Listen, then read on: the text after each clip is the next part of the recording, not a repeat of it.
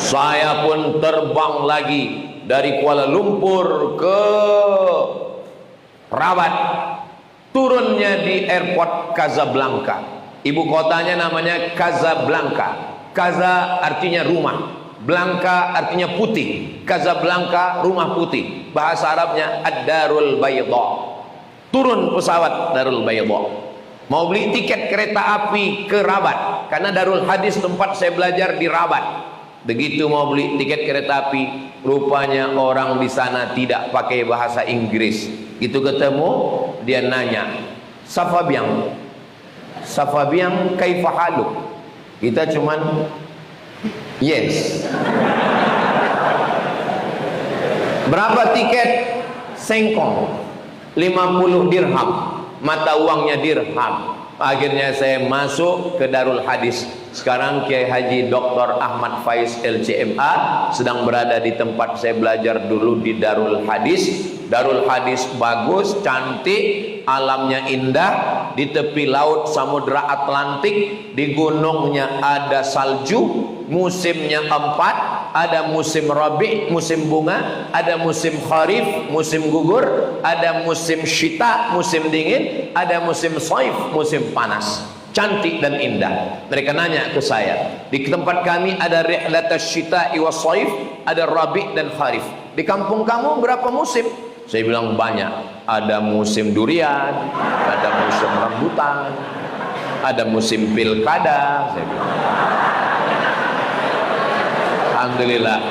Saya sampai ke Maroko tahun 2004. Saya masuk. Ternyata Maroko juga kejamnya luar biasa. Beasiswa saya 1 bulan 800 dirham. Mata uangnya dirham. Lebih kurang $100. Kalau sekarang 1,5 juta. Dan saya tinggal di asrama, maka saya gratis, nggak bayar asrama dan makan gratis. Asramanya ada 2 gedung besar.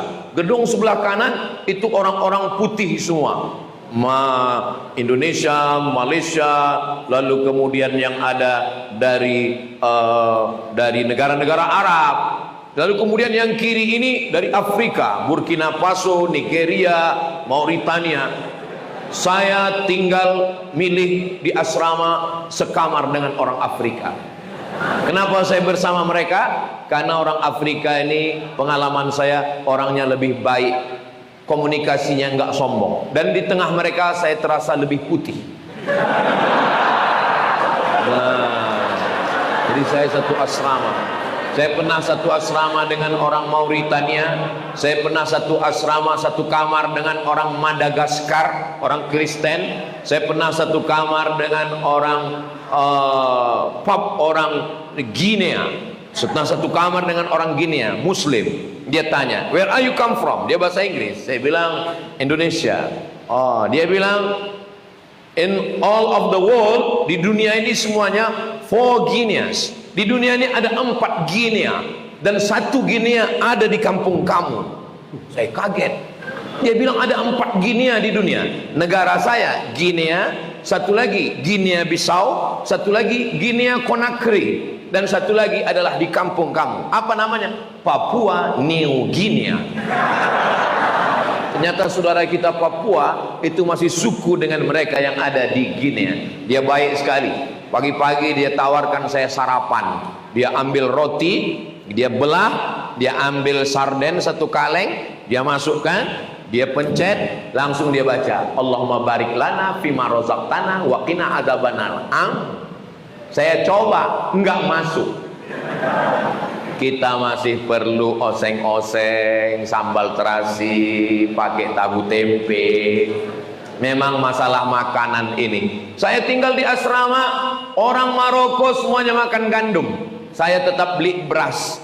Saya datang bawa beras 1 kilo. Teman saya yang dari Pakistan namanya Amar, yang dari Bangladesh namanya Abu Ahmad, ngejek saya. Abdul Samad, kamu masih makan nasi?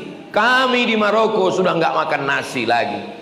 Saya bilang, saya nggak bisa kalau nggak makan nasi. Perut saya kenyang tapi otak saya nggak jalan. Seminggu setelah itu pas saya berdiri di kamar, Saya lihat mereka di bawah mikul beras. Saya turun ke bawah. Kamu berdua Abu Ahmad dengan Ammar, kemarin kalian ngejek saya bawa sekilo beras. Kenapa sekarang kamu bawa ini 1 karung beras? Kata mereka, Abdul Somad, kita ini orang Asia, kalau nggak makan nasi, otak kita nggak kerja. Jadi masalah makanan, adik-adik dari sekarang biasakan makan gandum supaya nggak susah kayak saya dulu makan nasi. Nah, setelah itu saya pulang ke Indonesia. Cita-cita saya dulu tidak pernah tabligh akbar di tengah lapang orang ramai, nggak ada di pikiran saya. Pikiran saya dulu simple saja. Saya mau S1, habis S1 S2, habis S2 S3. Setelah S3 saya mau jadi dosen. Setelah itu saya punya duit gaji. Setelah itu saya mau membahagiakan ayah dan ibu saya. Cita-cita tertinggi saya bukan dosen, bukan ustadz, bukan apapun. Saya cuma mau membahagiakan orang tua. Ternyata apa yang terjadi?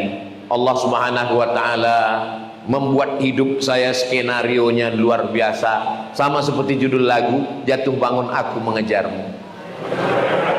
Saya pulang dengan membawa 2 ijazah. Sebelah kiri LC, sebelah kanan MA. LC, MA. Lagi cemas mencari anak gadis.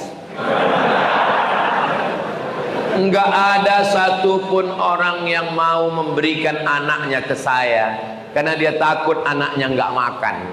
Karena saya bukan orang kaya. Akhirnya saya merantau ke Brunei Darussalam. Saya buat surat lamaran kerja, masih saya simpan sekarang di file laptop saya. 17 lamaran, satu pun nggak ada yang nyangkut. Akhirnya saya pulang. Kata ibu saya, kau pulang aja, kau ngajar di kampung halaman. Setelah saya pulang, saya ikut tes dosen. Saya lulus tahun 2009, PNS Fakultas Usuluddin, ngajar mata kuliah hadis. Karena S2 yang saya tulis itu 600 halaman. Judul tesis S2-nya Rijalul Muwatta' was Sahihain alladzina dha'afahumun Nasa'i fi kitabid du'afa wal matrukin jam'an wa dirasatan. Periwayat-periwayat hadis yang ada dalam Sahih Bukhari, Sahih Muslim, Muwatta' Imam Malik yang didhaifkan oleh Imam An-Nasa'i dalam kitab Du'afa wal Matrukin sebanyak 62 perawi. Diterima, disidangkan. Saya selesai sidangnya pada bulan November 2006. Jadi S2 saya selesaikan setahun 11 bulan. Kenapa bisa cepat? Karena ancaman kalau beasiswa putus nggak makan. Jadi ternyata, mohon maaf, anjing herder yang lari kencang dengan orang yang lari biasa itu yang bisa mengimbangi. Siapa yang mau lomba lari kencang, cobalah dikejar anjing herder. Insya Allah cepat. Makanya kalau ada sekarang saya ketemu dengan mahasiswa, saya masuk kampus, pas nanya sama mahasiswa, kamu semester berapa? Semester berapa? 4. Masa 4? 14. Kok bisa semester 14? Bukunya bahasa Indonesia, dosennya orang Indonesia, belajarnya di Indonesia, pulang kampung tiap Sabtu. Kok bisa 14 semester nggak selesai? Karena nggak dikejar anjing. Nggak ada yang dikhawatirkan. Putus uang, kos-kosan nggak ada, uang nggak ada, passwordnya tinggal 3 huruf. Mbok, ma, mother. Maka kalau mau adik-adik semangat belajar, nanti kasih tahu sama orang tua. Ayah, ibu, izinkan aku pergi sejauh mata memandang, jangan kirim uang selama 4 tahun. Kalau aku nggak kirim kabar, sholat gaib, berarti sudah mati.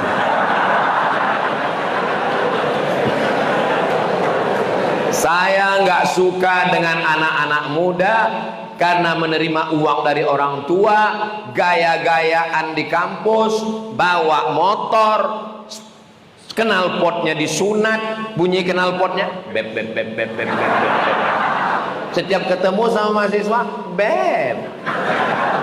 Alhamdulillah di Ma'had Tahfiz yang boh Al-Quran semuanya laki-laki, ustaznya laki-laki, berarti kalian sama dengan saya.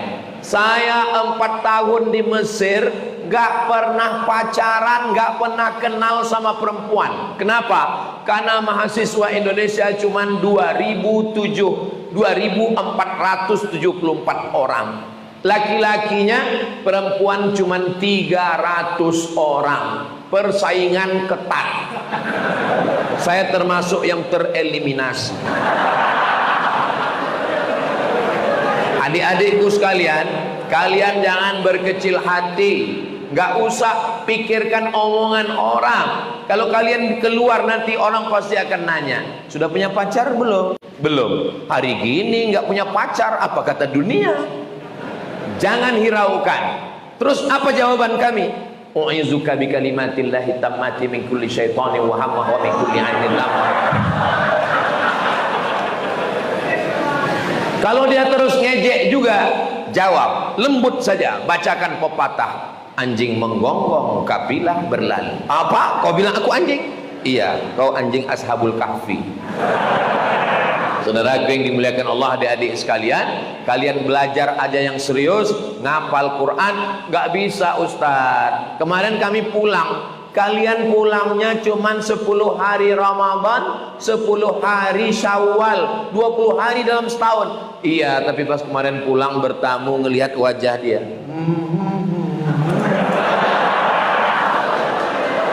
Bagaimana cara melupakannya Pak Ustaz? Kalian paling mudah melupakan. Kenapa? Karena sebelum tidur malam kalian pejamkan mata. Innallaha la yastahyi an yadhriba mathalan ma ba'datan fa ma fawqaha fa ammal ladzina amanu fa ya'lamuna annahu al-haqqu min rabbihim wa ammal ladzina kafaru fa yaquluna ma'adza arada Allahu bi hadzal mathalan yudhillu bihi katsiran wa yahdi bihi katsiran wa yudhillu bihi illa al-fasiqin. Lama-lama dia hilang. Enggak juga hilang. Allahu la ilaha illa huwal hayyul qayyum. Kalian belajar yang serius, murojaah serius, gantungkan cita-cita setinggi bintang di langit. Setelah itu kalian insya Allah jadi apapun bisa. Nanti ada di antara adik-adik saya ini yang akan jadi polisi jenderal bintang 4, polisi penghafal Quran. Kalian jadi babinsa, babin kamtipmas, dan komandan tentara, panglima yang hafal Quran. Kalian akan ada pilot. Saya bermimpi nanti kalau saya naik pesawat, saya tidak lagi mendengar suara musik lagu-lagu di dalam pesawat, tapi yang saya dengar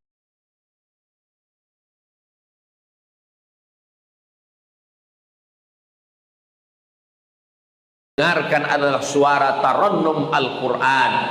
Karena pilotnya adalah penghafal Al-Quran. Saya memimpikan nanti ketika sedang sholat di masjid, saya tidak lagi disuruh maju ke depan. Sekarang kalau ada acara pengajian, ada Kapolres, ada polisi, ada tentara, ada dandim, ada danramil, ada bupati, ada wali kota, selalunya ustadz disuruh ke depan. Saya bermimpi di masa akan datang ketika sedang berbaris, bupati, wali kota, gubernur tidak lagi memerintahkan orang lain, dia sendiri yang akan maju ke depan. Dan ketika ditanya siapa dia, dia adalah bupati, gubernur, wali kota, alumni yang boh Al-Quran. Kalau Indonesia ini semakin banyak penghafal Al-Quran, maka insya Allah Indonesia menjadi mulia. Kertas jadi mulia karena Al-Quran. Gua, begitu banyak gua di Indonesia yang bagus-bagus, tapi gua yang paling dicari orang adalah gua yang di dalamnya turun Al-Quran. Iqra bismi rabbikal ladzi khalaq, khalaqal insana min 'alaqin, iqra wa rabbukal akramul ladzi 'allama bil qalami, 'allamal insana ma lam ya'lam. Hanya 5 ayat yang turun di gua itu, tapi gua itu dicari-cari orang. Di antara semua bulan, bulan apa yang paling mulia? Bulan yang ada Al-Quran di dalamnya. Disebutkan satu bulan, nggak ada bulan Muharram, nggak ada bulan Sya'ban. Yang ada adalah Syahrul Ramadhan allazi unzila fihil Ramadan, mulia karena Al-Quran. Gua Jabal Nur mulia karena Al-Quran, kertas mulia karena Al-Quran, manusia mulia karena Al-Quran. Indonesia insya Allah dijaga Allah kemuliaannya karena semakin banyak penghafal Al-Quran. Wa idza quri'al Quran, kalau Quran dibacakan, fastami'u lahu, dengar baik-baik, wa ansitu, diam, la'allakum turhamun. Ketika Quran dibacakan, turun rahmat Allah subhanahu wa ta'ala. Quran dibacakan di rumah, turun rahmat di rumah. Quran dibacakan di kamar, turun rahmat di kamar. Quran dibacakan di Indonesia, dari Sabang sampai Papua, sanadnya tersambung kepada Mbah Arwani Kudus, sampai kepada Imam Hafs an Asim, sampai kepada Sayyidina Ali, sampai kepada Sayyidina Utsman, sampai ke Sayyidina Zaid bin Thabit, sampai kepada Sayyidina wa Maulana Muhammad sallallahu alaihi wasallam. Baca Quran gak pakai guru, sesat menyesatkan. Download Quran di google.com. Baca Quran sendiri. Alama, tulisannya alama. Kenapa? Karena baca Quran tidak berguru. Al-Quran bukan kertas yang turun dari langit. Al-Quran adalah suara. La tuharrik bihi lisanaka lita'jala bih. Inna alaina jam'ahu wa qur'anah. Kami yang membaca Lahi majreha a'jamiyyu wa arabi alif lam mim. Syekh Muhammad Mutawalli Asy'arawi komplain ke guru mengajinya. Dia bawa Al-Quran 2. Kenapa yang ini dibaca Alam Nasrah? Kenapa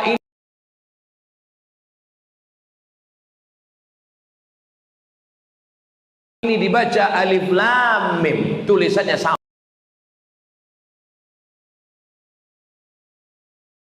Kata gurunya, karena Al-Quran turun bukan kertas, bukan tulisan, tapi Al-Quran turun adalah suara. Andai terbakar semua Al-Quran yang ada di perpustakaan, andai hancur semua Al-Quran, Al-Quran tidak hilang. Kenapa? Karena Al-Quran ada di hati para santri yang buh Al-Quran.